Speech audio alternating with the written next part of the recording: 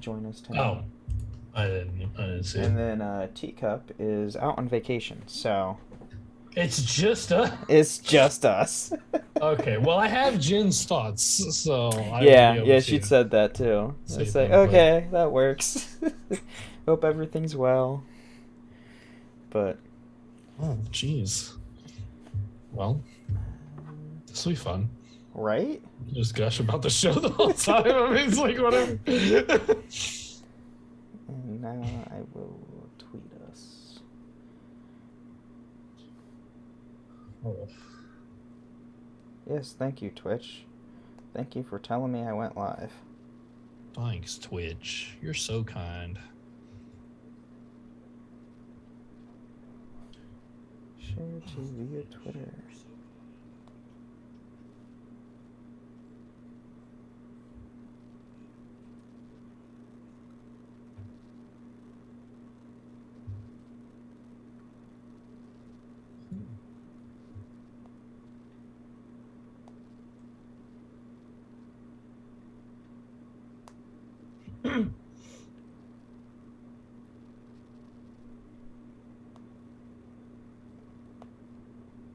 Alright, and before we start, this was the coolest thing ever. So one of my associates from work got me this. Let me change my background. Yeah, you can see this. So he came in today because my birthday is a Sunday, and he got me. Can you see? Yeah, the Funko Soda Geralt. God, stupid camera. Show your messy background. Do it. It's not too messy. It's not that messy. That's fine. What the hell? So you got me this. The Funko Soda Geralt. They only make... These things are so freaking hard to get. They only make 10,000 of these Funko Sodas for each character. To acquire a Siri one somehow. They don't have a Siri one yet. The only one they've had made was the Geralt from the show. Oh, okay. Then it's fine. I'm not worried about it right now. Stupid sure. And then I have my first $300 Witcher statue coming in on Sunday. I don't have money like that. $300. You give me $300. I gotta go fix my car. Like, fuck. But yeah. Alrighty. Oh. I guess we can start the show. Alright, here we go. This podcast is part of the Robots Radio Rocket Club, a program designed to help all podcasts reach their full potential. For information about joining the Robots Radio Rocket Club, check out robotsradio.net. Welcome to Holocron Histories, Star Wars Canon versus Legends. We're going to take a deep dive into the lore of the Star Wars universe.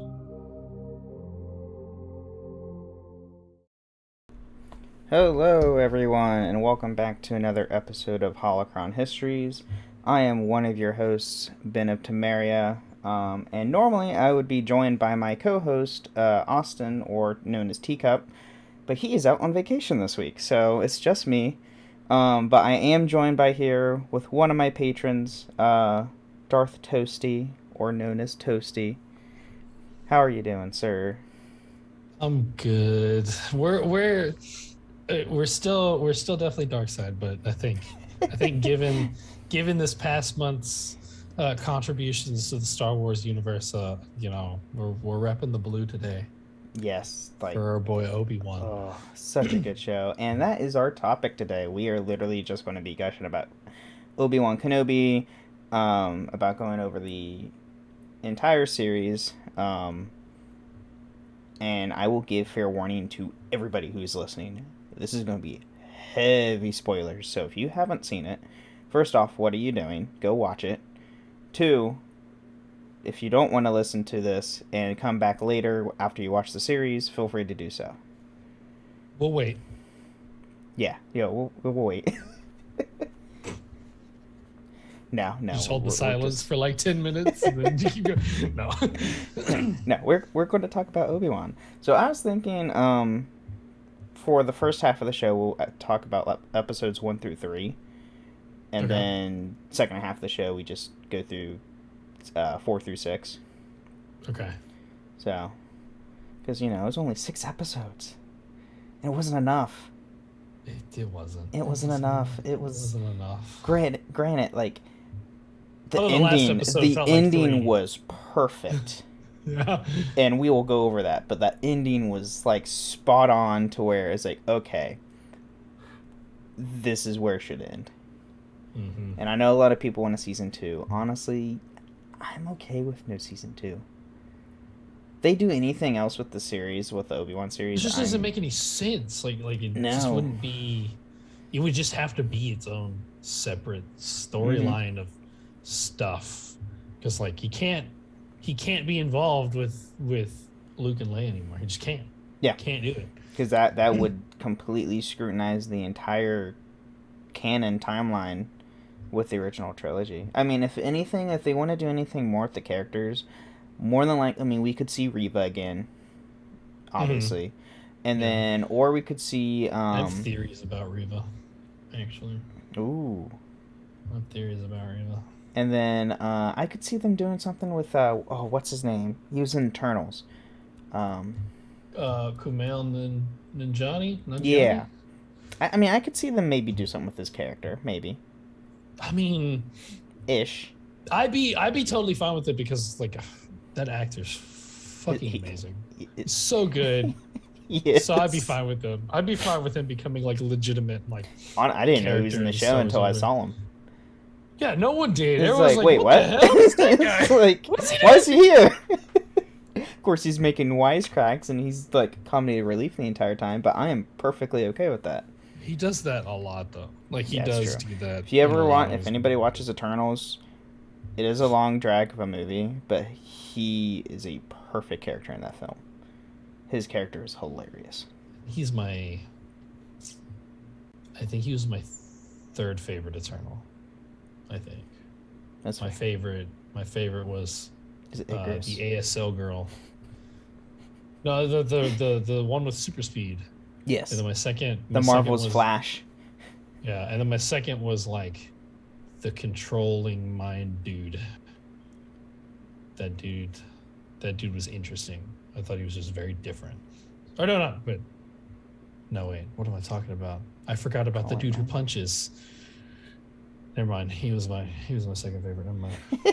Anyway, back to Obi-Wan. So episode 1, like that episode alone was. It was so. It wasn't. And like this is definitely a thing where like each episode got better and better. I think definitely a good intro to the series, but not like the best episode. No. Sure. But it was kind of heartbreaking seeing Obi-Wan the way he was, especially like he had. And once you get to episode 2, you see his struggle. Like he has strayed on like almost PTSD. When it came, like, when he saw that clone, it shook me. I was like, oh my god, there's a clone, and Obi-Wan's just like, oh crap, what do I do? I was like really, I guess they didn't end up doing anything with it, but I was like, the first part I saw him, and I was like, is that Rex? Is that what? No. I mean, it couldn't be Rex, because he would be on that, that barren planet with Wolf and Gregor and the Walker. Okay. At this point, because Obi-Wan. So, for anybody listening, Obi-Wan actually takes place 5 years. Well, it's 10 years after Revenge, but it's 5 years before Rebels starts. Okay. So Star Wars Rebels plays 5 years afterwards, and that's where we see Captain Rex back in that show, and we see a bunch of like some return characters from the Clone Wars. Obi-Wan's actually in Rebels for one episode. I know I've seen like those clips with because is that the Darth Maul scene? Yes. Yeah. Okay. Yes, and that's what a lot of people were I know before the show premiered, a lot of people wanted to see Maul in the show, and I was like, no, don't, because that would just I that saw would a lot of videos that ruin was like ruin that scene in it would particular if ruin they it did anything with it. completely. Yeah. But yeah, those first 2 episodes, like we get a young Leia, which I was not expecting at all. I don't think anyone was expecting that. Like honestly. Luke, obviously, so we see him in the trailer, but like I was not expecting to see Leia and having and for her to be a focal key point character in the series or the season. And seeing her and like the actress they picked for her, that 10-year-old actress they got for her, was freaking spot on with Princess Leia. Oh my god. It was such a good actress. This is the part where Toasty gets on the soapbox, because I'm about to get on the soapbox for a moment. All right. Uh-oh. All right. No, love the actress. Think it was great. There's a lot of people that don't like her. There's a lot of people that don't like young Leia, and I have a problem with that personally, because one of the biggest reasons for them not liking her is that she's annoying. I'm sorry, she's a 10-year-old. Children are fucking annoying. I haven't met very many children in my life. Let alone a 10-year-old who is annoying. A adopted daughter, an actual daughter of a diplomat, and force sensitive on top of that. Yeah. Her roasting her like so-called cousin was freaking hysterical. And I was so like, great. Oh my god, this is great. And the way she pinpointed everything is like, is she using the force to like tap into his mind subconsciously? Like, just the way she's like striking, like she's hitting him in all these different pressure points. Why she's roasting him. I don't like, think oh it's my god. I don't think it's the force, because they show throughout the entire show, like through the entire show, just how like wicked smart she is, which makes sense. Like, with given who her parents are and then who her adopted parents are, like she's gonna be obviously highly educated, and then you can attribute it to to the force sensitive abilities, like even if they're just a little bit highly intuitive, which is gonna help with that kind of situation. But she does all the things that smart people do. Like, you notice she asks questions all the time. Oh yeah. Smart kids do that. Oh yeah. Like, that's how they learn. They ask questions and they get the answers and they learn from it. And she's doing that at all times. And a lot of people thought it was annoying. But it was like, she's learning. Yeah, this is what's gonna make her the Leia we see in the original trilogy. Like, she's 10. She's 10. Of course she's asking questions. I was asking questions at 10-year-old on a regular basis. That's what you do. Questions. You question everything in life. Especially let alone you're like kidnapped and you get rescued by some weird old dude that you've never seen before in your life. Yeah. And I will say that chase scene was, obviously we all know chase scene was bad. It was bad. Was really bad. But granted, like with that chase scene, you have to consider, yes, those are grown men going after a 10-year-old. The 10-year-old, it will not run as fast as a 40-year-old man. Yeah. So they kind of had to prolong it a little bit. Yeah, I mean, they made it. It probably would have been better without the chase, or at least if they'd done the chase in a way that like made it look more believable. Because I could believe that she could outrun them for a little bit. Right. It's her forest. She's out there, I don't know, every chance she gets. They establish that like right off the rip. So like they're not gonna know that landscape. She's gonna know it. Granted, again, they're older. They're eventually gonna outrun her. But like having that one lady just walk into the tree branch for no reason, that was really dumb. That was like, you could have her run into the tree branch. Just have her break it though, because she's probably big enough to break that tree branch. Right. It was just like it was so bad of a representation of running into a tree branch. Right. Though I will say I love Leia's little new droid they added to the show. Lola was really good. That was a unique droid that we haven't seen before. Interesting hook for the later episodes. Oh yeah, was cool. And then what? I mean, that really goes into episode 2. I mean, Obi-Wan goes... He leaves Tatooine at the end of episode 1, right? He's living. Yeah, he's leaving at the end of episode 1 Yeah. because he's got. That's the other thing. And at Other the very, weird thing. he Why the hell flaunts is his lightsaber out in the lightsaber. open? He flaunts his saber, and I was like, okay, we know you have your saber. Don't flaunt it, dude. Yeah, The Inquisitors are after you. That was out for like a good 5 seconds. You know, like It's that. like, dude. Somebody sees that, you're going down. Like they were here Oh. a day and a half ago. Before we get into episode 2, personally, I actually really enjoyed the live action adaptation of the Grand Inquisitor and the Fifth Brother. The Fifth Brother was like spot on. Grand Inquisitor I thought was spot on too. Yeah, I know a lot of people complained about how the Grand Inquisitor looks, but you have to, and this is all my opinion. You can take it as what it is, but it's hard when you go from animation, CGI animation to live action. And I know a lot of people say, well, they have his species in Revenge of the Sith. And it's like, okay, that's true. But at a practical standpoint, the one in Revenge of the Sith was just stood there. The Grand Inquisitor is constantly in motion and waving his saber around. You can't have that pointed head and still be able to move at a practical rate what the show requires you to do. Mm. But See, other than that... Yeah, I didn't pick up on the fact that he was like a Palin. Until I saw it like on the internet, I was like, oh. I mean, yeah, he does look different from how they did it in Revenge of the Sith, but I mean, it's really all.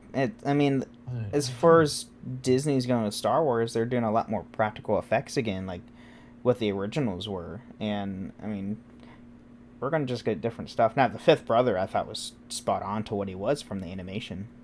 It's so weird seeing that actor though, like in that position. I was like, it threw me off so much. It was like, holy cow, it's that guy. Right. I don't even know his name. Yeah, and like, I can't remember him off the top of my head. I remember him from like all the Fast and Furious. Yeah, exactly. So, yeah. I was like, hey, that's Han. My wife was blown away. I was like, hey, you know what actor that is? She was like, what? No. Showed her a picture. She was like, what? What the hell? You look real different, right? I haven't seen any like, because I guess they have like pre-established stuff, is from the sounds of it. For the Grand Inquisitor. So like, yeah, he was in. Before. Yeah, he's in Star Wars Rebels. A lot of the characters we see in Obi-Wan Kenobi are in Rebels. So the Grand Inquisitor, the Fifth Brother, I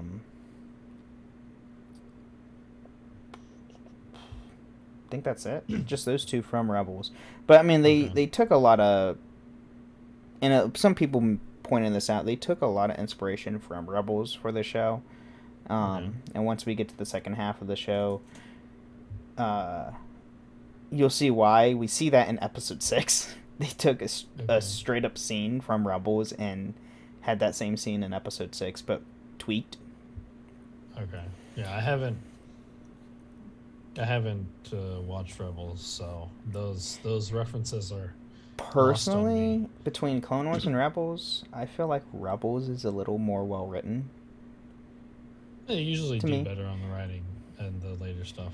I mean, well, Rebels was all. I mean, both shows were done with Dave Filoni. I just feel like since it's all original stuff, nothing to do with Anakin or Obi-Wan or them trying to like jump through hoops or trying to figure stuff out with the films. With Rebels, it's all original stuff, so they could easily like write what they want and be done with it. Because, like, if you notice, and this is a little sidetrack here, in Star Wars The Clone Wars, Anakin never meets Grievous. You never see them together because of that one line Anakin says in Revenge of the Sith when he sees Grievous, "Oh, I thought you would be taller." And Dave Filoni, went out of his way to make sure Anakin and Grievous never saw each other in all 7 seasons. Wow. That's impressive writing. Respect. It's like, oh my god. Impressive. Just the little details that he does. But yeah, with episode 2, you know, we see Obi-Wan go to the planet where Leia's been taken. We see him giving death sticks to him. Fun fact, that is his daughter. Like Ewan McGregor's legitimate daughter, like, is the actress who gives him the death sticks in the show. Oh, really? Yeah, that's his actual daughter. And I was like, oh. Awesome. And why she's like, why are you here? Oh, I'm looking for my daughter. Or looking, I think that's what he said. And he's like, oh. And she goes off saying, basically, oh, only if I had a family, blah, blah, blah. And I was like, then you find out, oh, that's his actual daughter. He's like, ooh. Ooh. I didn't know that. I can't remember his name, though. Oh, yeah, yeah. Not Johnny. I don't remember his character's name, but yeah, I can't remember. Yeah, we meet him trying to pretend as a Jedi, and it's like, yep, nope. I was like, you could tell he was a con artist right off the jump. I don't think there was anybody that was convinced that he was an actual Jedi. He started talking, and I was like, he's such a con artist. Especially asking for credits, like, oh, you need this in advance, too. And I was like, what? No. We see Obi-Wan do hand-to-hand combat. Oh, after he goes through and walks through basically a Breaking Bad scene.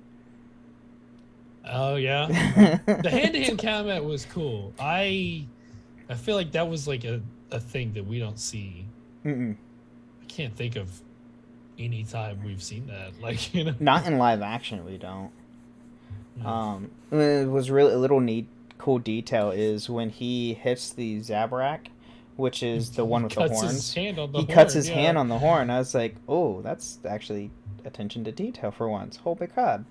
I was like, don't punch a Zabrak. Don't do and that. then, then we see, Obi-Wan save Leia, which I was kind of expecting her to hit him at some point. She did. Did she hit him? Whenever he like opened the door, she clocked him right in the nads. Oh, that's right. Okay, yeah. She tried to get out. It was great. It was like, hey, look at this little annoying 10-year-old already had an escape plan and everything. She was ready to go. Granted, she wasn't going to get very far if it'd been the other people, but oh no, oh god no. Whatever. Probably the most important detail. I mean, obviously the trust issues and stuff, but I think the most important detail of episode 2 is that he uses the Force. Yes, and he struggles. He's been because he's been locked off for 10 years. Yeah, right? he hasn't used the Force in a decade because of everything we see in episode 1 with him having those visions and the flashback like dreams of Anakin turning and him thought he killed Anakin. It just haunted him, so he never used the Force. See, the thing is I think that just is another point to prove how great of a Jedi he really is that he locked himself off from the Force because he knew the conflict that he had. Yeah. And that if he'd been attached to the Force, the urge to use the dark side would have come from at some point. Because, I mean, how much pain, probably anger he had to be feeling, grief. Like, he's feeling every emotion they tell you not to fear to risk the dark side. And so he's just like, no Force, because this will keep me from, turning dark. Oh, yeah. I feel like that was a conscious decision for that reason. Yeah, and then we also, during that same scene, we get that awkward, like, shootout on the roofs, and find out Obi-Wan's not the best of shots, at least in that scene. He gets better shots later on, but I mean, he doesn't ever shoot a gun really, so it's like, you gotta learn how to do that stuff. Well, it's funny. Someone pointed out, I saw when after this episode, he always says that guns are uncivilized. Yet he used a gun to kill Grievous. He uses a gun now in Kenobi, and then he actually used a gun in when he went undercover in the Clone Wars. It's like, dude, you can't say they're uncivilized if you keep using these. Hey, it's not his preferred, but he realizes whenever he has to use them, and so That's he fair. does That's when he true. has to. But what the end of that the end of that episode, we get the big reveal where Obi-Wan finds out Vader is alive. Right, and the death of the Grand Yeah, Inquisitor. death of the Grand Inquisitor. Which when I first saw that, I was like, okay, he can't die because this is before Rebels. And See, I had no that. I guess I'm glad that I don't have the Rebel stuff because, like, that was more believable for me. Like, yeah, I know so there's yeah, some if things you that never don't watched, happen. if you never watched Rebels, you would never known. But in Rebels, that's where we actually see his actual death. Is in Rebels. Okay. He goes out a lot cooler than what we see in like what we would assumed in Obi-Wan. Oh, I get stabbed in the gut, and I was like, that's a terrible way to go. Rebels, he has a much better exit. But yeah, and then we get to episode 3, which is they are on that transport going to that like desert like planet where, you know, Obi-Wan's constantly like, Qui-Gon, help me, Qui-Gon. Doesn't hear anything, which is foreshadowing. Yeah, it is. It is. That's sweet. It's like they put out Yeah, his name so much. Well, that's the one with the flowers, right? The flower planet. Yeah. Yeah. Yeah, the one with all the flowers they're doing. He's obviously we meet Freck. Yeah, which is an interesting looking alien. Mr. Moleman. Mr. Moleman. Very interesting guy. Where Leia asks more questions. Who's actually my father? Who's actually my mother? And it's like, you knew them, didn't you? And it's like, oh snap, she's getting close. Yeah. And then, like, Obi-Wan's actually a decent liar. Right. Obi-Wan sees a Force vision of Anakin. Yeah, he's obviously still like struggling with that stuff. Is it a Force vision or is it just PTSD? Like, I mean, honestly, you could put it as or both. a combination of the both. Yeah, I would say it'd be probably both. Yeah, and then what's after that? The Mole Man betrays them. We see a stormtrooper get literally cut in half on screen for once. Yeah, that cool. was probably the most shocking thing of the entire series. Is like, oh my god, I actually saw someone actually get cut in half for once on screen. Because everything is off. Oh, it's always off screen when you see that stuff. Well, see, like, I don't. Disney buys it. I think in Star Wars it doesn't like it doesn't because they don't bleed because everything's like it's all cauterized. Yeah, everything gets cauterized, so it's like there's no seeing blood. that stuff isn't as bad as like, you know, so they definitely don't. Yeah, but I mean that was cool, that fight, and then, you know, we find out about essentially the Underground Railroad for Force sensitives. Yeah, and have that name drop of Quinlan Voss, which I was not expecting to hear either. I feel like they made a lot of references to like small little things here and there. That they did a lot in this show, which I was very surprised to see. And then that's also. I think isn't that the same? That's the same episode we see Vader come through, isn't it? Yeah. So the final part that was terrifying. Vader is so scary. That's when you see, I do not want to mess with. I mean, so if anybody plays, he has the best. When they do like the intro, where you're not expecting Vader, they always do so good with it. I mean, like, this brought me back to like the very end of Jedi Fallen Order, where like that he like randomly ending shows up and it's like, you know, she gets all scared and then you just hear the breathing and you're like, And that part with that, where it's like shit. you see all the Inquisitors at the end, and you're like, okay, the Inquisitors got here, they're finding out on them, and then like Obi-Wan starts kind of like freaking out. And it's like, oh, this is more than that. And then you not just only hear that, like Vader just breathing. walking down that street and just dragging and breaking everybody's necks. They It's showed that a is lot of terrifying. graphic stuff in this. I mean, because and this is something that like someone pointed out. I remember watching a video where they were like super impressed by the effects that they used, because they had him literally drag someone out of their house through the window into the air, and then of course he just straight, like, it shows you like he just snaps that person's neck without a doubt. He also snapped the kid's neck without any hesitation or yeah, that was a child. There was also not that like he's opposed to killing children, but the first scene of episode 1 is straight up Order 66. Oh, we forgot about that. And I was we forgot about that. They introed the show with Order what? 66. And mind you, they show Order 66 multiple times in this show, and I was like, how many times do we have to see these younglings get slaughtered? Yeah, it was actually slaughtered insane. this time. It's not like where we see it like off screen, where it's like, Master Skywalker, what are we going to do? And then that's it. We actually see it. Yeah, they show things in like, I feel like this is at the point where I think Disney realized, and honestly I think it's thanks to them adding the Netflix Marvel shows to Disney Plus, is that okay, I think we can go a little bit more darker and mature with some of these tones.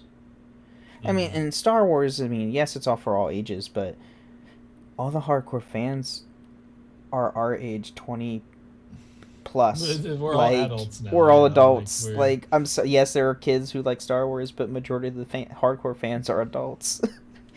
We kind of want these tones.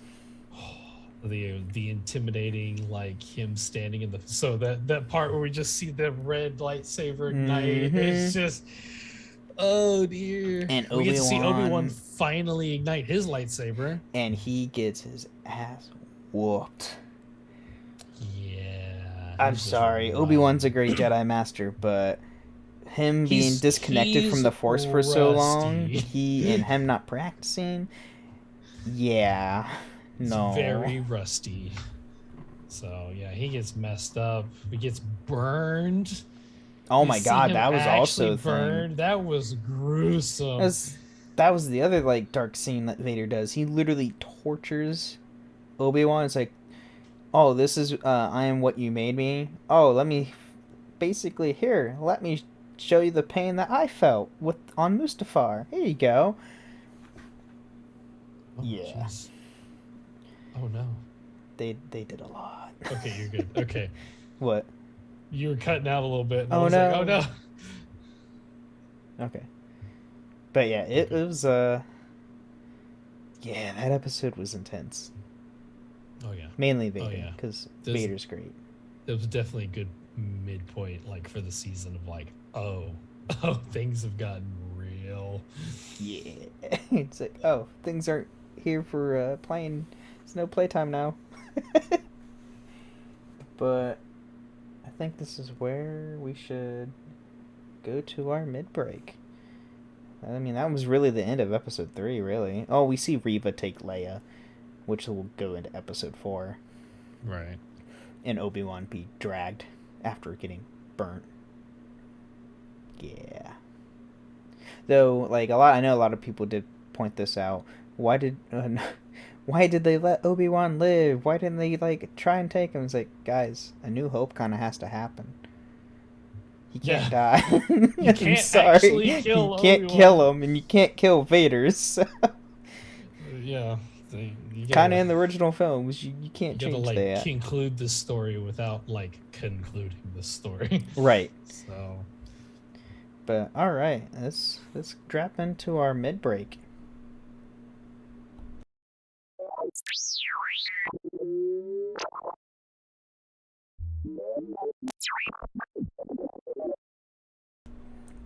Alright, now that we're in our mid-break, this is where I thank all my patrons, Toasty here, joining me today. We do have another patron, Genesis, who is part of the Two Girls, One Ship podcast. She was unable to make it today. Hope everything's well with that. But if you want to join us on next month's episode, we do have our Patreon at patreon.com/Holocron Histories, where you can join us on there, get ad-free episodes, and be able to join us here on the show like today. We don't have any new reviews on Apple Podcasts, but if you want to support the show as well, not through Patreon, but want to support us another way, you can always leave us a review on Apple Podcasts or give us a 5-star review on Spotify. That will help us grow as a podcast and help us get to more people in the Star Wars universe. So, I mean, pretty short mid-break for this week since don't have a lot going on. So, yeah. But, alright, let's get back into the second half of the show.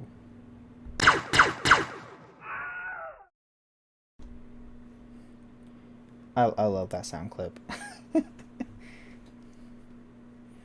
Let's play some blaster noise with the Wilhelm scream. It's great.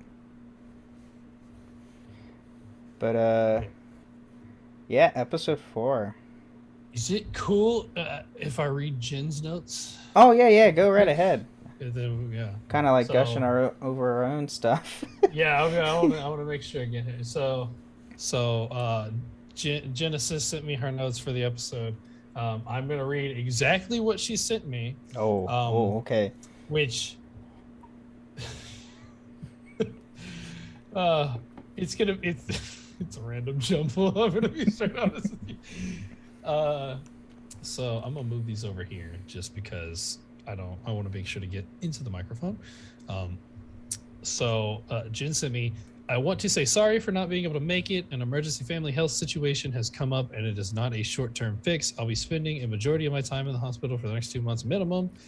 But before any of that started, I was taking notes, bullet points to talk about. So I kind of did my notes as a stream of consciousness while watching.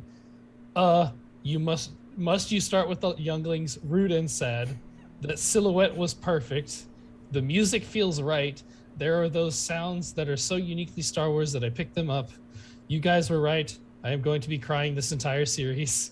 Close to the same age as my kid, teaching her to be inquisitive and to walk her own path of power. I have been avoiding all spoilers and was so shocked to see Kumail Nanjiani. He is one of my favorites, and I am so happy to see him. Fun fact, this isn't his first foray into space. He was a voice actor for Director Tan of Solarian in the Mass Effect Andromeda game, and is also a bit of a shady Sith head because of our censorships. Which you totally you totally said an F word earlier. I am so sorry. You can bleep that. Put force. I'm just going to pause right here. Force. Then just put that over it. Okay. That's too much. Geez. I love a redemption arc. Inquisiting people. This kid is amazing. I had an unhealthy obsession with Natalie Portman and Hayden Christensen. This has triggered a flood of memories. The mole-looking dude Freck sounds like Big Bird. Wilhelm! I love her love of droids. Definitely takes after her father. Lightsaber battle must watch in detail.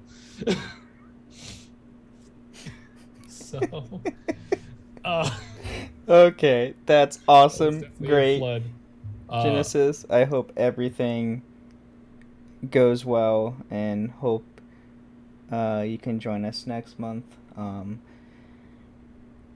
We send all the love to you and your family. So that was that. But I was like, I'm gonna read exactly these and provide no context whatsoever. That's great. That's awesome. On to episode 4. Yeah, episode 4. Well, we see the Vader and Obi-Wan having that duality back to tank scene. Which was cool.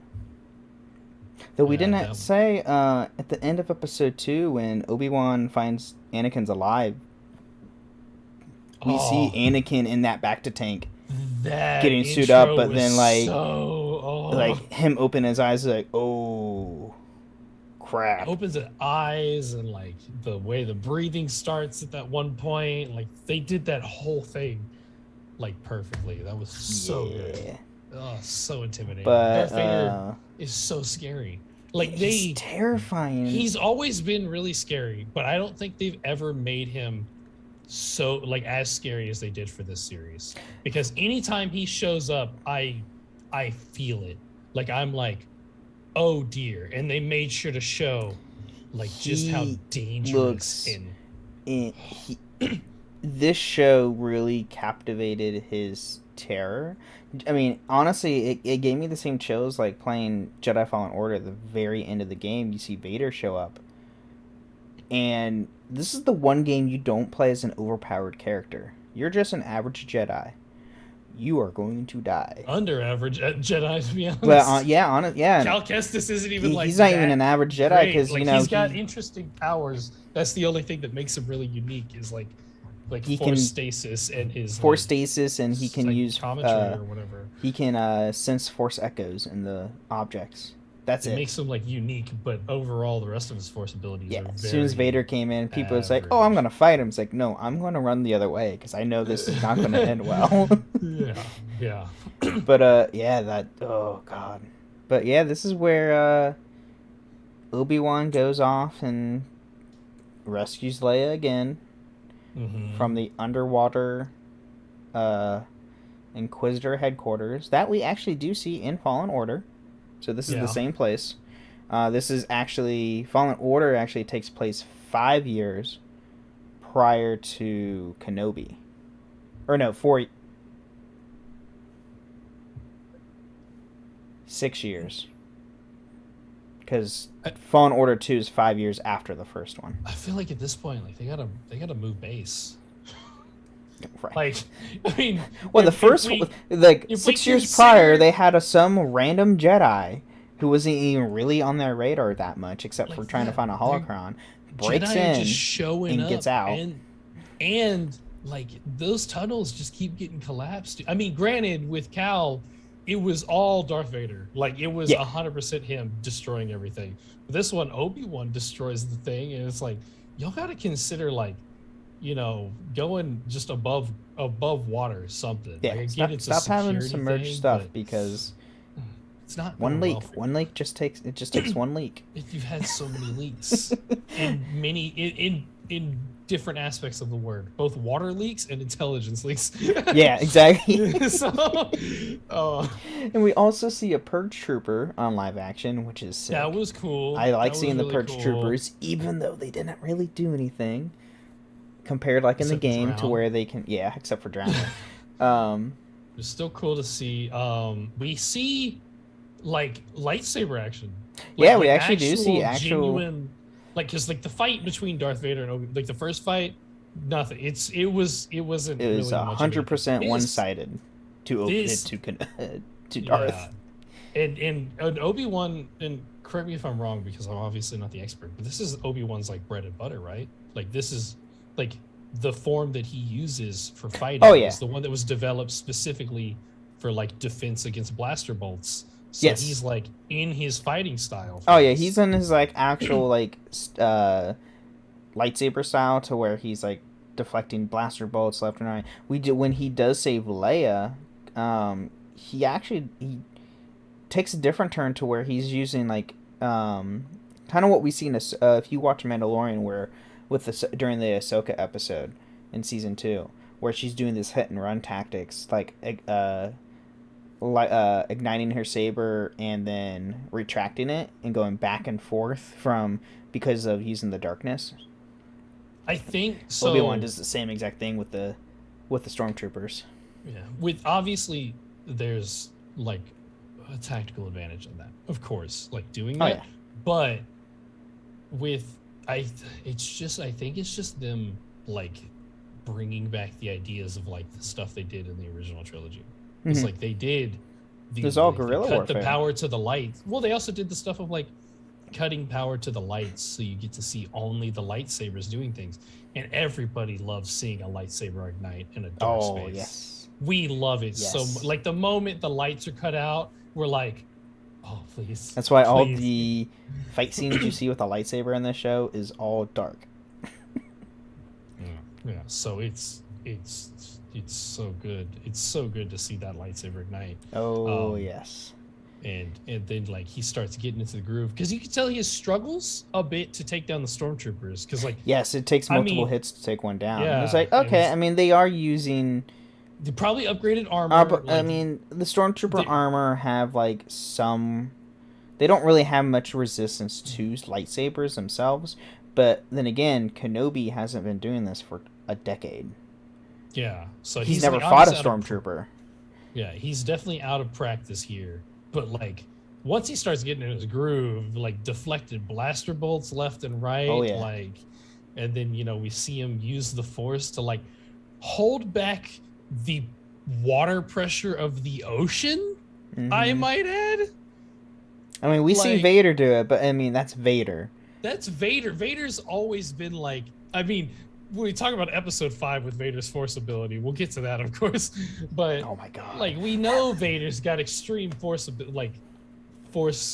ability. Obi-Wan, like he's strong, but he's never been that strong in like the Force. I mean, he's a guardian. Like he's better with a lightsaber, right? But like to hold back that much pressure and then redirect the pressure to a new location and still be able to. I mean, people were like, well, how did he outrun it? It's like, well, guys, he's a Jedi. He can use the Force to help him run. That's a thing. It's also prediction, still, like where he was able to run before it broke. Like he was able to like start running. But I mean, some of those things, like whatever, minor details. People, come on, just appreciate like how epic this was overall. Right.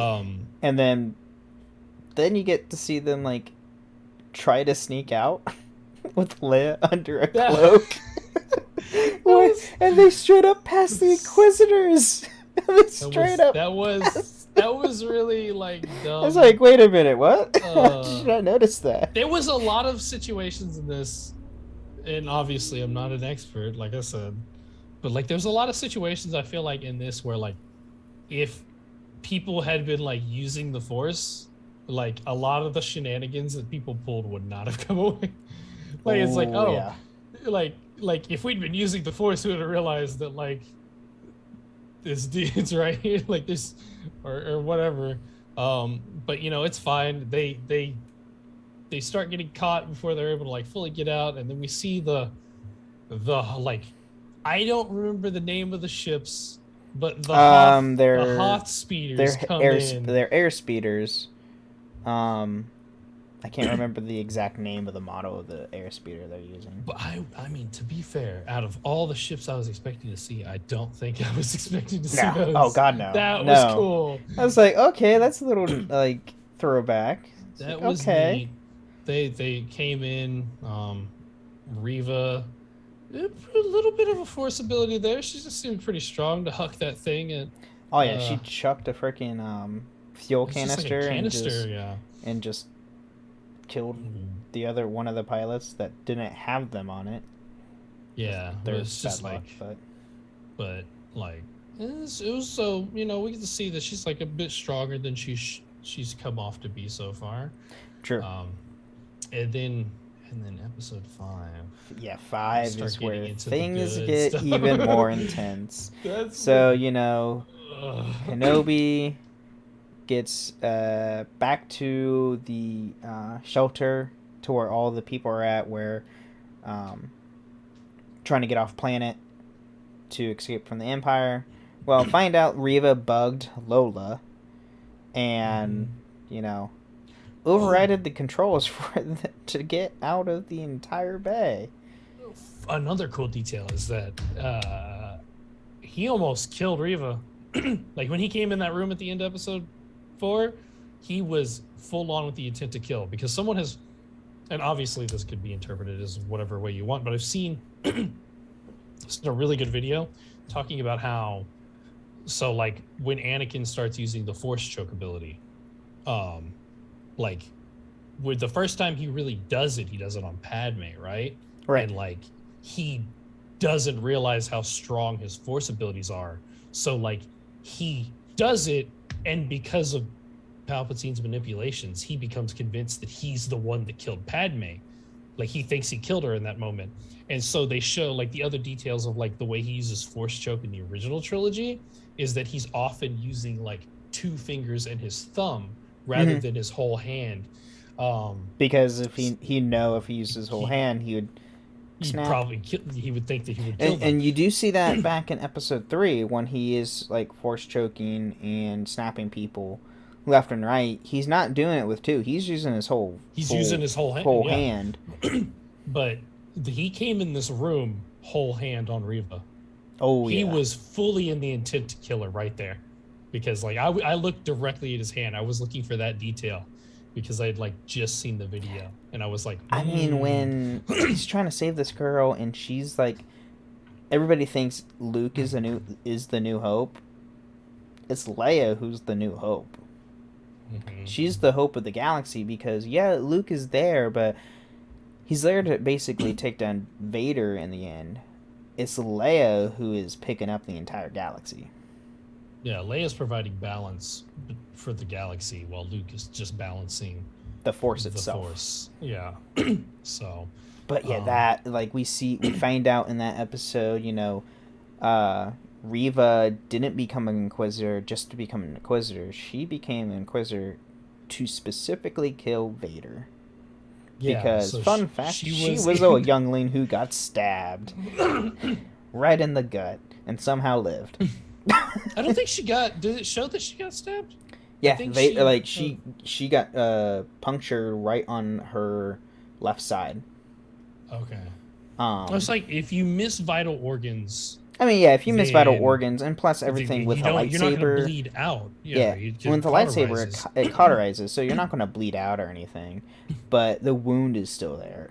But you find out, like, her whole intent was to kill Vader to avenge her other younglings that she were with training with back in the Jedi Temple. Oh, yeah. So we see another flash scene of Order 66 and all that fun stuff.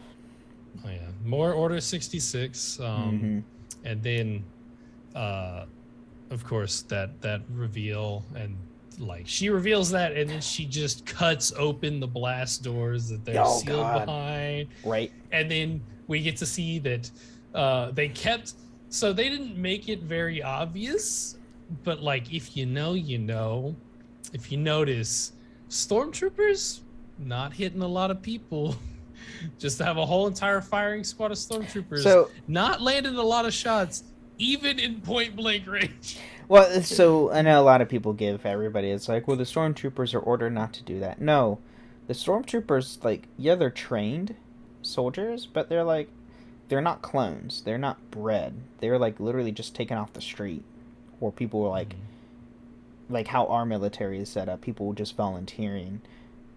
9 times out of 10, these people are joining the Empire just so they have a job and survive. You have security. So, yeah, it's just security and just make sure they don't die from the Empire.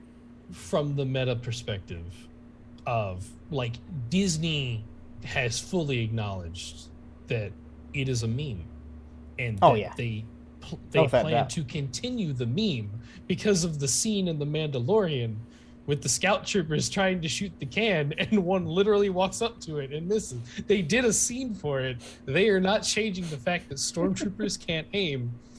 And so, I am okay funny with enough, it's funny enough. So in Star Wars Rebels, this is kind of played off more. And I think it was like season 2 of Star Wars Rebels with Rex and Kanan, another Jedi go off and trying to rescue Ezra, another Jedi, on an Imperial Star Destroyer. Rex and Kanan are disguised as stormtroopers. Rex when they are confronted and are I see where you're going with this. have a shootout, Rex is firing at other stormtroopers and can't hit anything. And he's like, God darn it. He takes the helmet. It's like, I can't see anything. Chucks the helmet and starts shooting, and it's like hitting every single target. It's literally the helmets are apparently very terrible to aim. Yeah, it's like, oh, That's great. It's like, this Too is much not clone intimidation armor. factor. It's like, this Yeah. stuff's crap. So, But so. something we didn't talk about in episode 5, the freaking Obi-Wan and Padawan Anakin Oh flashbacks with the yeah, prequels, and that having was that cool. correlate with current events going back and forth. Mm-hmm. Oh my god, just seeing them in their prequel outfits and styles. It's not even like just prequel. That was Attack of the Clones That was outfits. yeah, That was short hair that Anakin with was the Padawan before braid. I was like, holy cow. timeline wise, that is before Attack of the Clones, because Anakin is knighted after the events of Attack on the Clones. Because he's still a Padawan because he had his Padawan braid. Yeah, yeah. So it's before, So like during or right before Attack of the Clones starts, and just seeing that, and like their looks are identical to that film. yeah, It's like, oh my god. It was like, yeah, it's like Obi-Wan they walk, plucked the wool. having that hairdo again.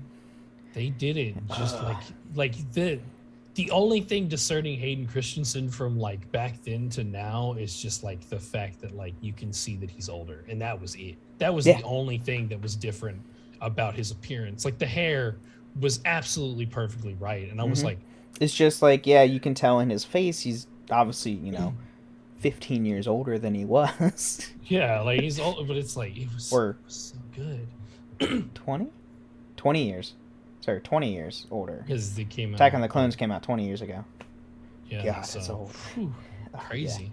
But like that, seeing and that then, correlation with current events, with Vader then coming down onto the planet, and just we see this in multiple films of the Star Wars universe where a Force user is trying to take a ship out of the sky. TikTok video about that today, showing all the examples. He has zero efforts and just yanks this thing, no effort at all, Scorpions that and he's just just like- freaking get over here and pulls it to the ground and just rips it It apart like rips it nothing. apart with the Force. No It was sweat. insane. I was It like, was crazy. what the hell?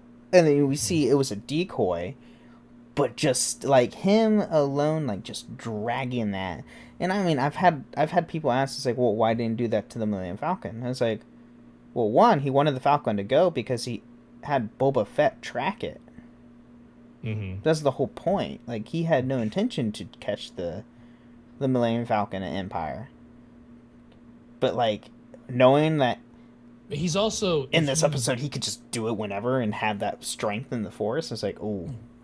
This is another thing where it's like, if you think about it in the situation, like obviously the lessons that we're getting out of this series don't apply to like the original trilogy because of course it came out so long ago.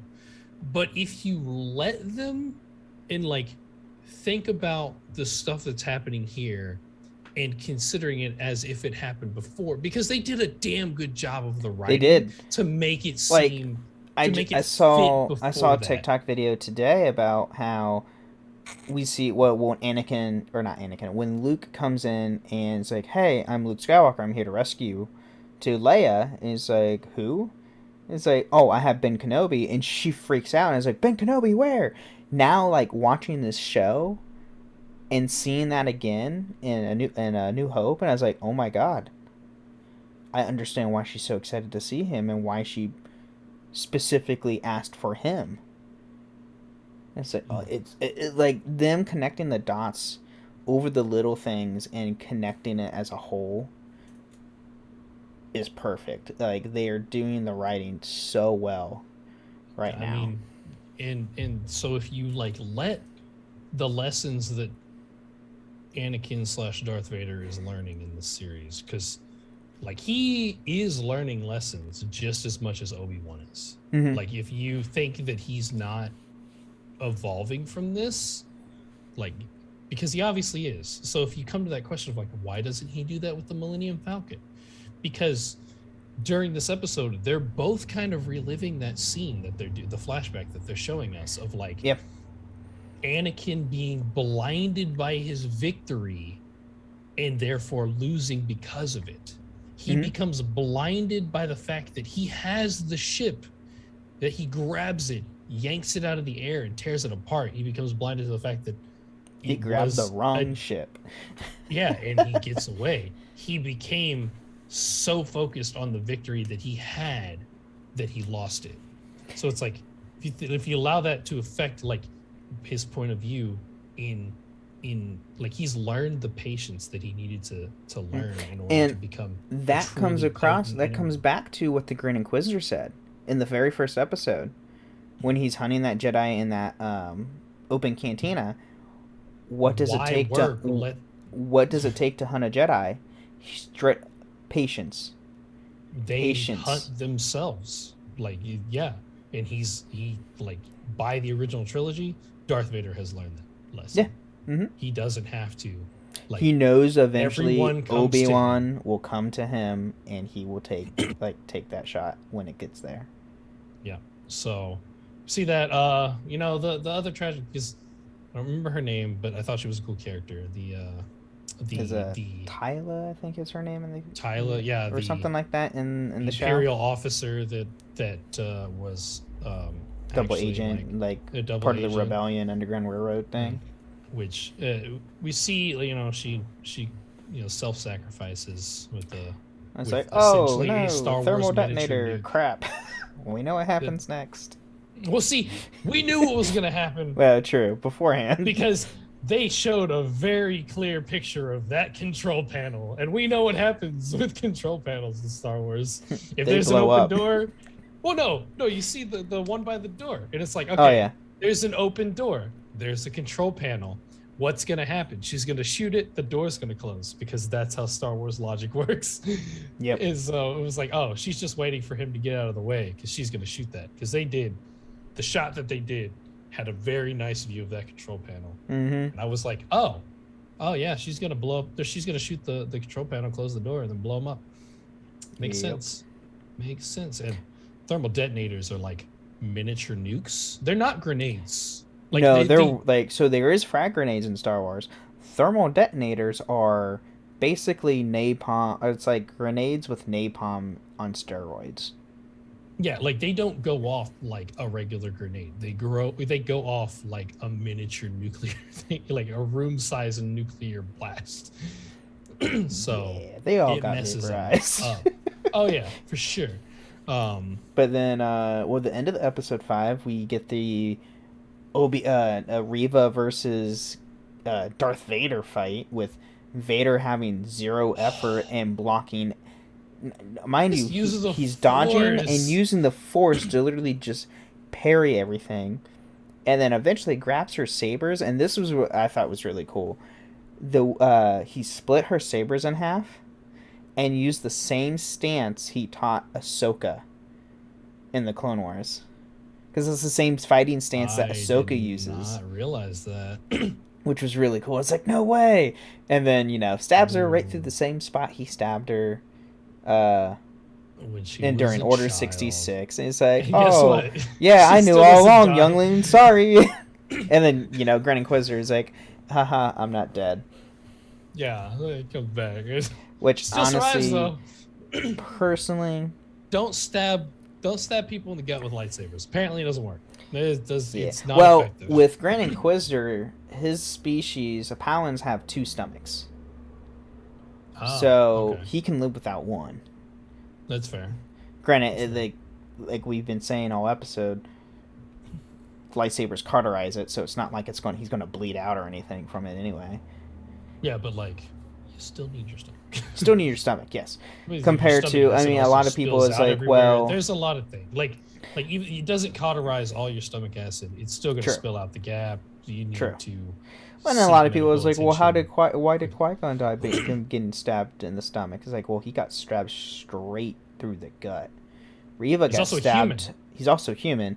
Reva got stabbed on her end of her left side of her.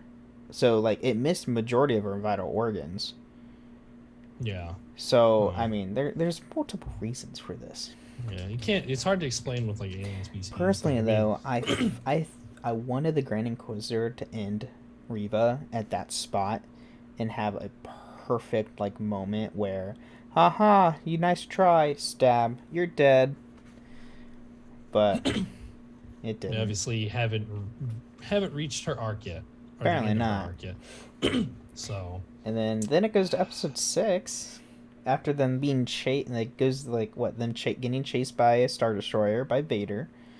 They don't have a hyperdrive. Their hyperdrive's down, so they can't go to hyperspace. So very reminiscent of like, kind of the beginning of like New Hope, where like they're trying to flee from the ship and getting blasted.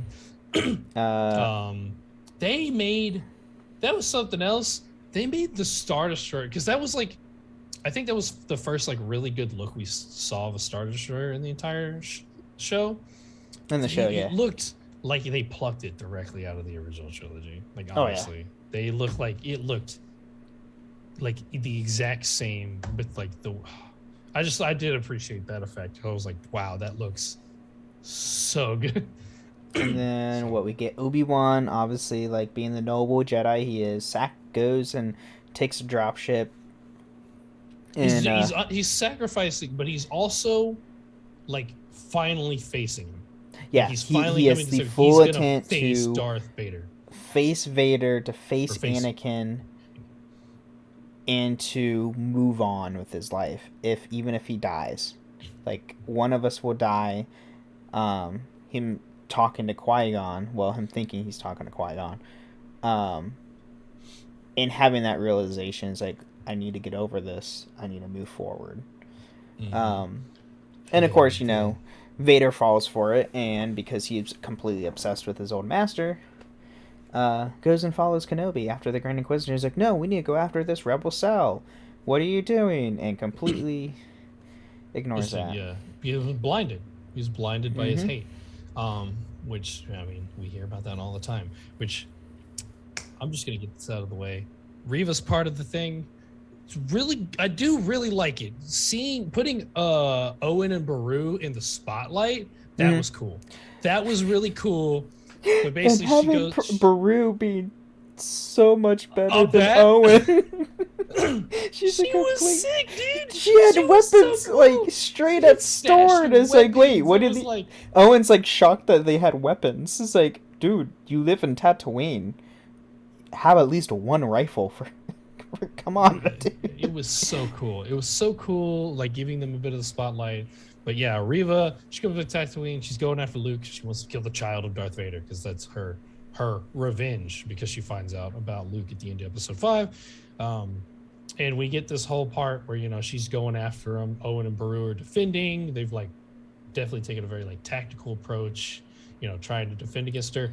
Owen holds his own for a while there. He does. That was impressive. From a guy who is an adopted brother, basically, of Anakin Skywalker, who knows the Jedi, and we're told about them because Anakin was a Jedi.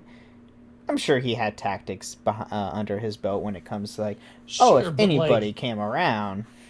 But I mean, obviously, eventually he wouldn't be able to plan for a Jedi and to actually be able to hold your own against a Force wielder with a lightsaber. Right. Those are two different things, and like he does. Then again, I mean, it also comes down to Riva was heavily injured from Vader prior, and that's so why like he was able you see, to, like, sure. was it Owen or Beru that just straight up punched her in the side? And it was like, Owen. Owen straight up punched her in the side, right in the same spot Vader stabbed her. Because he saw it and he was like, this is like an opportunity. This is an opening. Punches her. Which another small attention to detail that I like.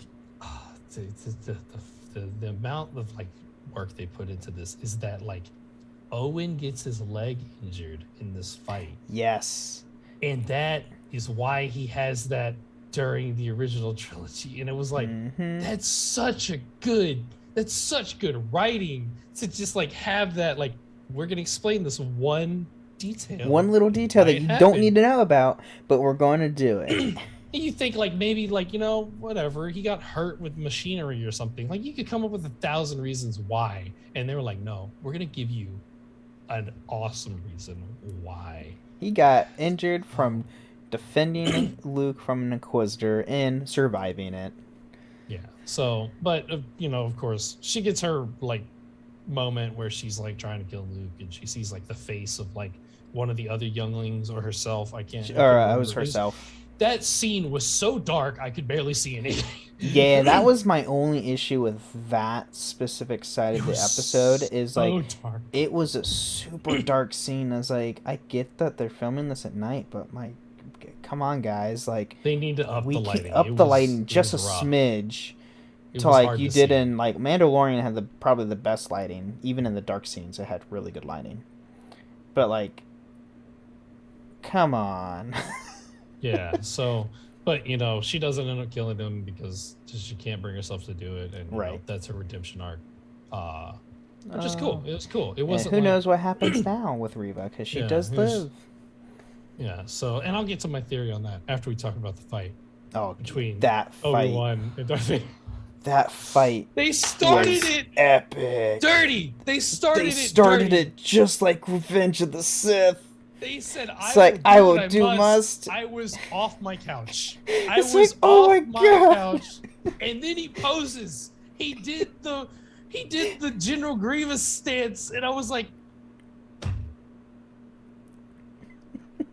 this is not fair. And then apparently this was something that like Darth Vader said against Ahsoka something or whatever, but it was like I also thought it was just kind of a little bit of like a twist on like Revenge of the Sith as well, because he says I will do what I must, and instead of saying you will try, he says you will die. Yeah. But he does say that. So in end of season 2 Rebels, Ahsoka and Vader have a fight. And this is where you're going to see, you'll see a lot of dualities between those two fights in this episode. One of them being like the line he says to Obi-Wan is like, then you will die. Meaning like, I don't care who you are anymore. I'm going to kill you. Regardless if you're my master or my old Padawan. Yeah. But that fight, like you see Obi-Wan get back into like him slowly getting back in the groove of things, getting parrying, blocking, attacking. The choreography was so great. Much time in that choreography, and just seeing Vader move as much as he was like that was the most. Vader usually just walks and slashes, and like, now this he's is the time where you physically see Vader legitimately fight. We know that they had to do that because Hayden Christensen. He's such a good lightsaber choreographer. Like you see often he practices doing these scenes. With the Vader stuff specifically, they have an actual expert on Vader from like I forget what films. I don't know if it was the original trilogy or what. But when Anakin becomes Vader, majority of his body is replaced with robotics, and both his legs are straight up. Both his legs and his other arm. And he had to change the way he fought. Compared to like, so when you see Vader fight like this in episode 6, compare when you see Anakin fight in episode 3, Revenge of the Sith, it's clearly different to where Vader has to move a lot different. Like he doesn't have he has a limited range of the way he has to fight. Because that's like, and obviously we know that like it's not 100% because like Luke can still channel the Force through like his replaced hand, like we see. And you can still use the Force in robotic hands, but it's like you can't. But range of movement. Yeah, you also can't like supplement it because we know that like in the prequels, like they're using the Force to like enhance their abilities at like nearly all times. Like that's why there's like the super mobility and the speed and agility is like they're also imbuing those parts of their bodies with the Force to like give it. It's kind of hard to do that when you have 2 robotic legs. Yeah, like you're limited. Can only move so much. But it was still the most mobile we've ever seen Darth Vader be, and that was insane. It was insane, and I mean he does get the upper hand on Obi-Wan. But this is arguably the toughest opponent he's faced. Oh yeah. Right? Well, yeah, without a doubt. He's like, Luke was just as strong as Luke becomes, he was just a little baby. He was just a little baby when he fought him. Like, Darth Vader didn't. So have to with try. Vader, I would say this is so far that we've seen in the canon. This is Vader's probably his most difficult fight. His second most difficult fight was with Ahsoka at the end of Rebel Season 2. Because he got heavily damaged through that as well, but more so in this episode. Like, so, you know, Vader gets the upper hand, thinks he wins, he gets the high ground, which I thought was hilarious. I thought that was great. I was and buries Kenobi. Can we talk about that pillar though? That first pillar that Obi-Wan tries to use. Yeah. You gotten stronger. It's like it's like your strength has returned, but the weakness blasts it into oblivion. And I was like, oh no! Don't start the Force battle with Vader. This isn't good. It's like, oh, you're getting back to where you were. Yeah, I was like, no, Vader's not gonna today. crush you with the Force, and you know what he does? He tries to. He tries to crush him, and then Obi-Wan finally releases himself from everything and like lets himself channels those good emotions. Channels the Force like he used to, and starts wrecking him. Him literally. Oh, you think you can blast a pillar? Here, let me summon hundreds of rocks, and just starts pelting him left and right. The choreography for the first part of the fight, really good, right? Really good. Yes. I also appreciate like the nod to basically Jedi Fallen Order. I assume with the two rolls, I was like, oh look, he's rolling, he's Cal. But then you get it to the second part, and he is flowing through all of it. He does the backhand pass to his other hand, and then like when Vader stops it with the one hand, he does like flows the spin behind his back to bring it back into. And I was like, oh man, that's ridiculous. It was insane. And then Earthbender Obi-Wan, pretty much. Which here's you thought you breaking a for anyone a pillar. Who's watched Here you go. Avatar: The Last Airbender, like this gave me those vibes the moment he landed on this planet, because the final battle for Avatar: The Last Airbender, like him Aang versus Ozai, is in it's in that like rocky with like giant rocky pillars that look basically exactly like this place. And I was like, okay. And then he just starts pelting him with rocks. I was like, hey, channel a little Avatar: Last Airbender there. I appreciate it. I respect it.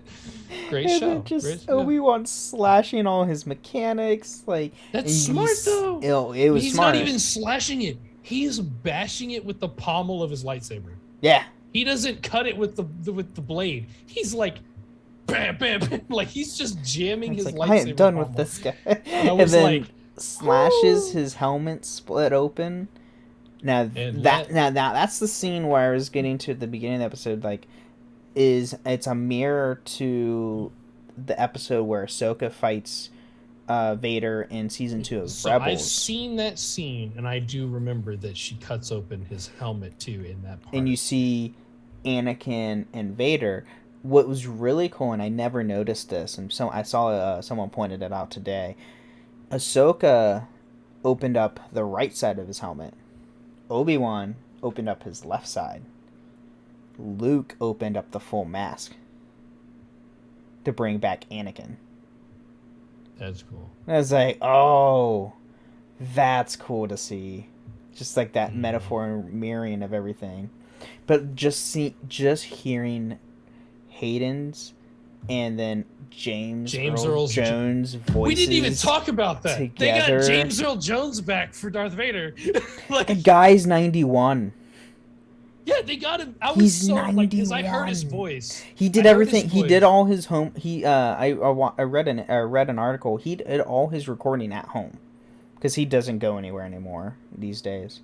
But he did all the recording at home, and I was like, oh my god, they got him back.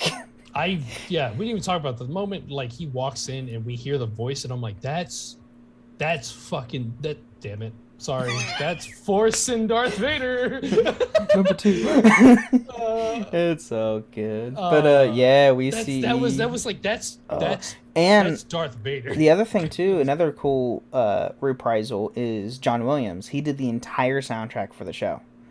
And if anybody knows John Williams is the original composer of all the music for Star Wars.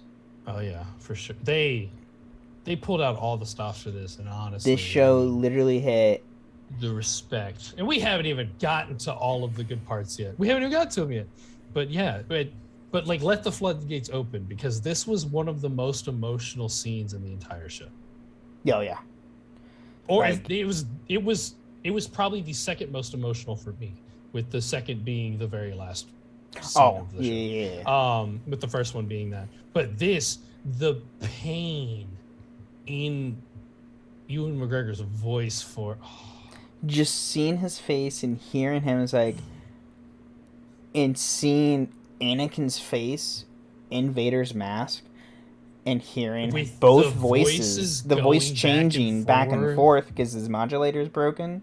And then the breathing, it's like half Darth Vader and just half like wheezing, because like he's messed up all the mechanics. He's broken open the mask. He can't even breathe properly at this point.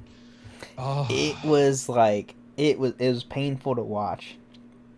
It was really painful. But then they basically Anakin or Darth Vader tells him like, and it was such a strong line for him to say it the way he said it, of like, I am not your failure. And it was like, and to come back, I mean, obviously go back to Revenge of the Sith, where he's like, with Obi-Wan screaming down at Anakin, like, I have failed you. Mm-hmm. To then this part where he's saying, I am not your failure, because you didn't kill Anakin Skywalker. I did. And just hearing, and the cool thing about that, like with that line, he does that same line with Ahsoka and the Rebels, to where it's like, Anakin Skywalker is dead. I killed him, and the Ahsoka going off is like, well, then I guess I have to take revenge. He's like, well, revenge is not the Jedi way, and that's where we get Ahsoka saying like, I'm not a Jedi, because she's not technically. There's just those like little flashes I feel like you see of Anakin still in there, like the Anakin that cares for these people, like him telling Ahsoka like, revenge isn't the Jedi way, because, and I guess she's not but he doesn't, like, part of him is there not wanting her to turn to the dark side, because he doesn't want that for her. And then for Obi-Wan, he wants Obi-Wan to move on, and so he tells him like the thing he needs to know, because Obi-Wan's caught up on thinking that like he failed. He says these things and doesn't realize, obviously he says these things, and it slips out of him, like the light of himself, of Anakin, slips out from Vader from time to time. And obviously Vader's being in control, but this is where like his, like, he's primarily Vader, but this is where we get to the original trilogy, where the duality of the two natures go together, along with, and they represent that with the duality of the voices in this scene. So that scene was so good. I was surprised they did that scene, but oh my, I'm so glad they did. And then we see they make the edit that they need to make to like line it back up with the trilogy, because Obi-Wan doesn't call him Anakin, he calls him Darth. Yeah. And so he's like, okay, fine, like, my friend is truly dead. Goodbye, Darth. Where he like gives him the new name. So like, again, and then just leaves, and then Vader literally basically stumbling, trying to get up because he was beaten so bad. He's like, yeah, you thought you had your one up on your master, old master. You don't. But like, his suit's so compromised too. Like he doesn't have a whole lot. Like, the suit's keeping him alive. The suit, like the mechanism that allows you to breathe, got busted up real bad. The mask is half off, so like you can't, like, you're having trouble breathing there. Like you got pummeled by, like, I don't know, 50 rocks. So right. Like, you're probably bruised pretty badly, regardless how strong your armor is. But like, yep. And then, oh no, ban it, Ben, ban it. Yeah, no promo codes. But and then of course, you know, Obi-Wan goes back to Tatooine. You know, he basically like gives Arriva the talk. You know, and she, you know, lives to another day to see what they do with her from now. We're not sure. I mean, yeah, and But this is where if they ever want to do another season, honestly, instead of doing another season, obviously for Obi-Wan, they'll just do a spin-off show with her. do you think we will see her in Jedi Survivor? Because that's my theory. Because we know that they're making nods. We know that Cal Kestis exists in this line because they showed BD-1 and Boba Fett. So I mean, it's a BD droid. It's not. I don't think it's BD. It might be BD-1. It's painted just like BD-1. True, but so Jedi Survivor takes place at the same. It's during the same time as Obi-Wan Kenobi is going on, as far as we know. It's in the same year. At least it starts in the same year. So I mean, Maybe it starts honestly, later in the year, and possibly. I don't mean, know if I she'll could be see a them big doing role, something. but like we know, Have her the Inquisitors taught in are it. a big I mean, part of it. So well, Fallen Order, we see Saw Gerrera come back.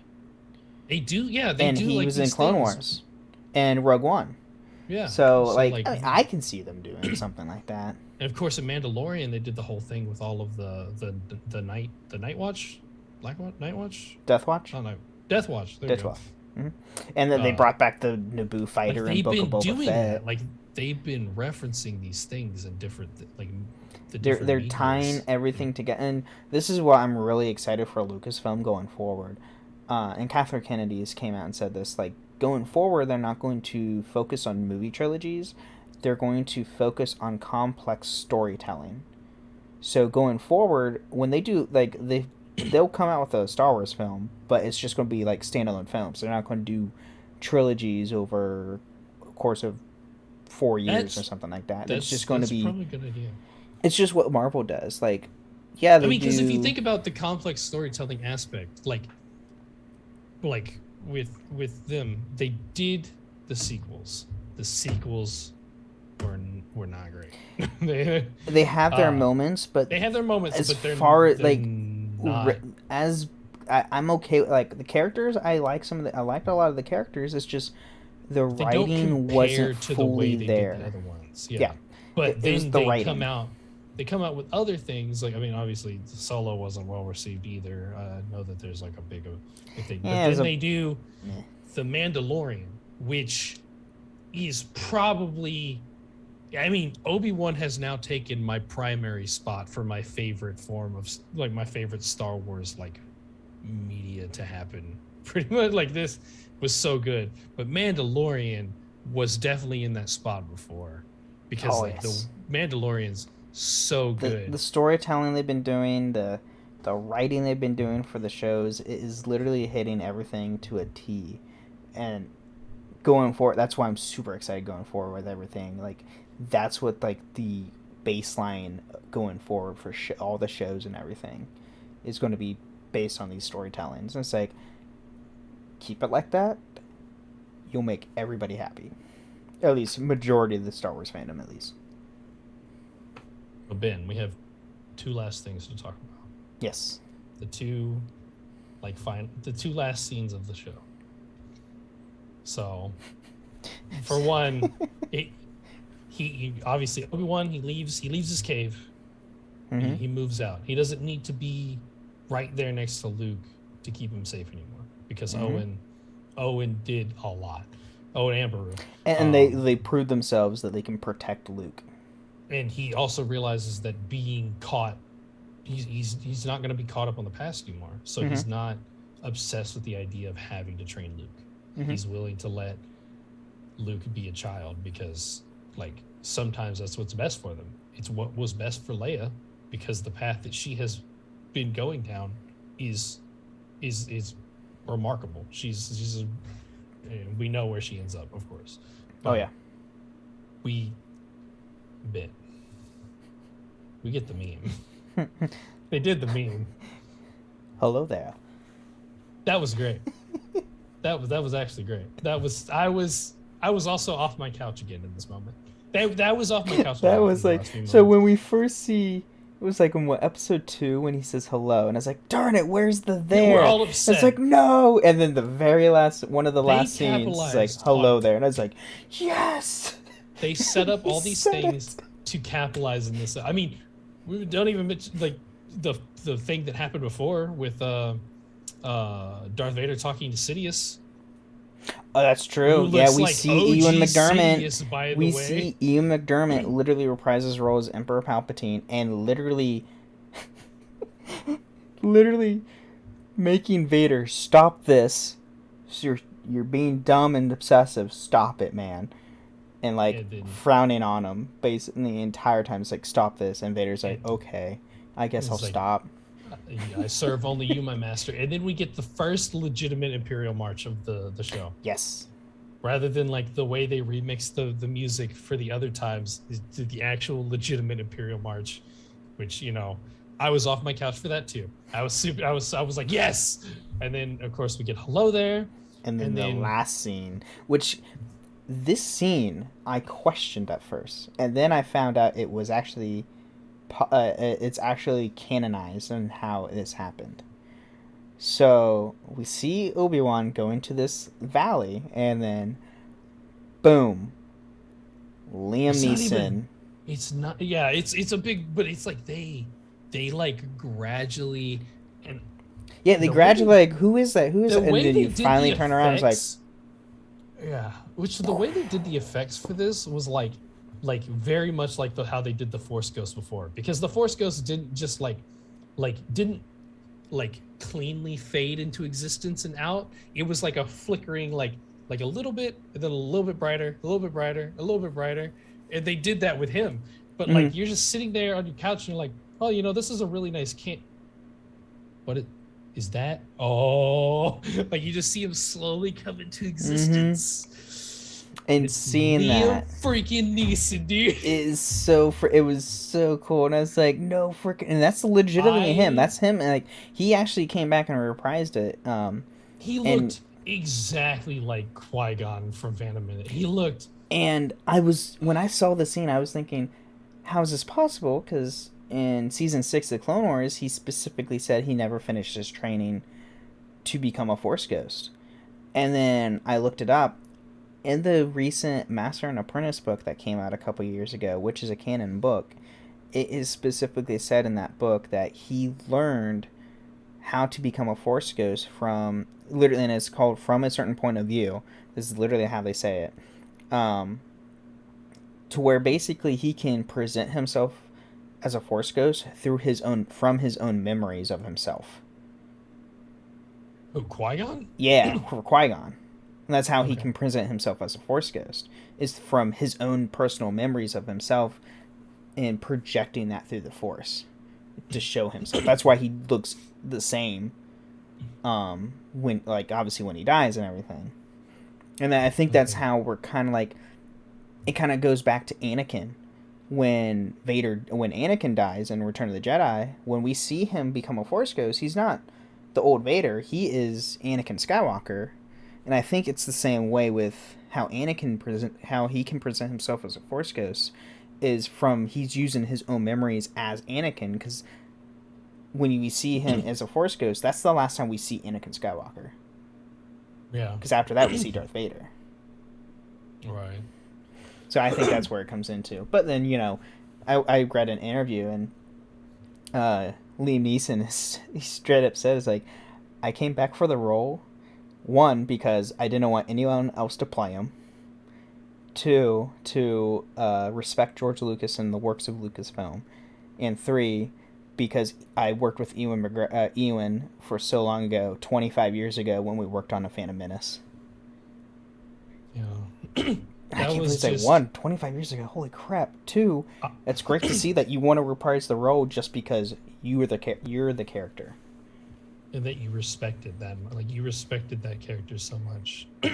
Because, I mean, there's a lot of actors that don't want to come back to a certain role. Just because, but, like, when that role is really significant to you, that you, like, and respect it so much. That's that what I you have to do really appreciate with Star Wars.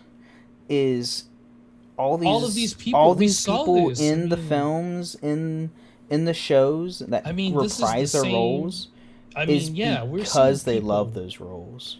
We're seeing people from, 20 years ago. I mean, this is the same Owen and Beru from that long ago From too. Revenge of the Sith. Yeah. And that Like was like that's 18 or 17, 18 years ago. nearly 2 decades ago, and these people are all coming back for these roles because of how much they respect it. And it's like, yeah, we get like Ewan McGregor and Hayden Christensen. They haven't had a lot of roles other than this that And like especially are super regular. Hayden. Especially Hayden. Ewan So it's McGregor like- still does stuff. I mean, heck, he was in Winnie the Pooh. Yeah. Or no, the Christopher Robin movie. Yeah, but it's like Which is kind of it's funny. not. But like you don't see them on the same scale as like Liam Neeson.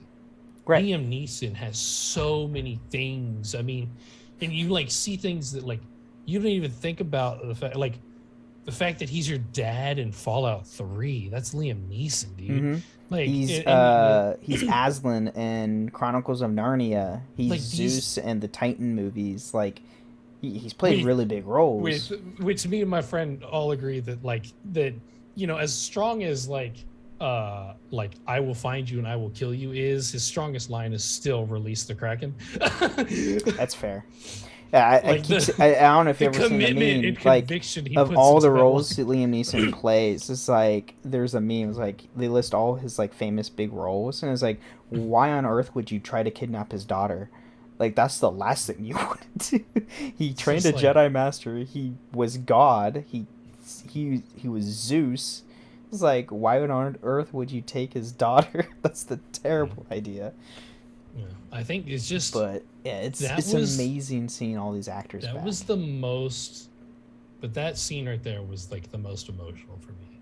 Yeah. Like I teared up for like the Obi-Wan Anakin, like him Apollo, like that was really sad. I teared up. But like that part, I was like actually crying. Like I had kind of gotten off my couch already from the hello there. Like I was pacing my living room from the excitement of hearing a hello there. And then I just looked at that screen and I saw the Force Ghost coming up, and I just sat on the floor and I just watched it in complete silence.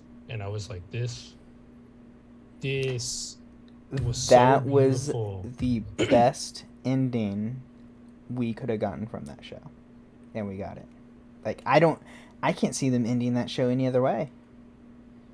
Yeah, I was just like, that was the best ending. I mean, the only other best ending I could think of is maybe seeing Yoda, but the whole reason of him being on Tatooine, besides guarding Luke, was to learn from Qui-Gon. And that was so beautiful to see that. And this is, I think that's the reason why I don't want to see a season 2 of this. Right, Like, they ended it perfectly. It's a don't beautiful need anything conclusion else. to his story. Like, and it's a good start. Like, we get the great ending we get for the season, or for the series. Easily flows into A New Hope. Like, you don't need to watch anything else. Yeah. And this is, of course, they put in links to things that they could use for a different show that's not Obi-Wan. Yeah, and we could get something a with show about or Camille Nanjiani's character too. That would or be we could get that one Resistance or rebel, the guy who is trying to save all the people and get off the planet. I cannot remember his name. He's the one that was like flying the ship and trying to get everybody away. Oh, if it's not Roken, don't fix it. Yeah. Pretty much, yeah, Roken. I mean, they could do a show literally on him, or like with a Rebel Cell or something like that later down the line. But like, we don't need anything with Obi-Wan anymore. Now, I know both actors have come out and said they would love to do another season, but there's no reason to. Like, it's great to see this. Did they do another? Would be great. Like, would be live action Clone Wars. Yeah, but that's like a giant undertaking. But like they're both they're both committed to it, dude. I know, but it's and like the support that they would get for that. Like, come on, let's be honest. You're not wrong. Love you're not wrong. Stuff, and that's what people wanted. The two things that people wanted were to see Liam Neeson as a Force ghost, and wanted to see Clone Wars flashbacks with Hayden and Ewan. Which we got flashbacks, but they weren't in Clone Wars. Yeah, like during the Clone Wars. People want to see them in Clone Wars armor. That's what they wanted. I would have loved to see that. I mean, if they ever do anything with those two characters again, it would have to be before the events of Obi-Wan. For sure. Like, there's no... After the series, like, going forward, they can't be anything. Because it just goes into the original trilogy at this point. It would just be beautiful to see them working together on something. Like and knowing the Star Wars fandom and knowing how the love of these characters are, I'm sure we'll get something at some point. But I think we're going to have to wrap this up. We are a long episode, us gushing over Obi-Wan. So thank you, everybody who's watching on the live. And then, except for that one bot we had. I don't like bots. But yeah, we'll be back next week with another regular episode. We're going to continue doing our crime syndicates. Words are hard. Toasty, where can people find you? I mean, I never plugged my personal Twitter, which, I mean, I don't, like, whatever. I might as well. But of course, you can find me on the Robots Radio Discord channel. I am Toasty of Toaster Ton Velopolis on there. I am the co-host of the Witcher Lorecast that Ben is on quite frequently. Yes. And if you want more of me, I will be on his show on Monday. On Monday night, which is my Patron chat episode. Woo! We do this flip-flop every month. Which would be like, if you want to join us on the Witcher Lorecast, you have approximately 6 hours to sign up on the Patreon for the show, because this comes out on Monday at around 10 a.m.-ish. So, you got a little bit of time. But yeah, follow us at the Witcher Lorecast on Twitter as well. And then my personal Twitter is at SoThanatoasted. I am Pepe Bread. You'll recognize my profile picture once you see it. And that's about it. There's some other shows and stuff that I'm involved in, but there's a whole lot of stuff. The main one is the Witcher Lorecast. That's the important one. Yeah, and then that you can find our show through the Robots Radio Network as well, just like Toasties. And like I said earlier, I will be on his show this Monday on the 27th. So the day after my birthday, which is going to be awesome, which is fun. Another year, woo! But, yeah. So, I will see everybody next week. It's June 27th. Well, I'll wait for after the show. Just outro this shit. All right. Sith. Damn it. Number 3. All right. See you, everybody. Thank you for listening to Holocron Histories, Star Wars Canon versus Legends. You can find us on the Robots Radio Discord at robotsradio.net. You can also follow us on Twitter at swholohistories and contact us at holocronhistories@gmail.com. Live chat, if anybody is watching, thank you for watching. And I will see everybody next week. Woo! Bye-bye! Your birthday's the 27th? Or 26th? 26.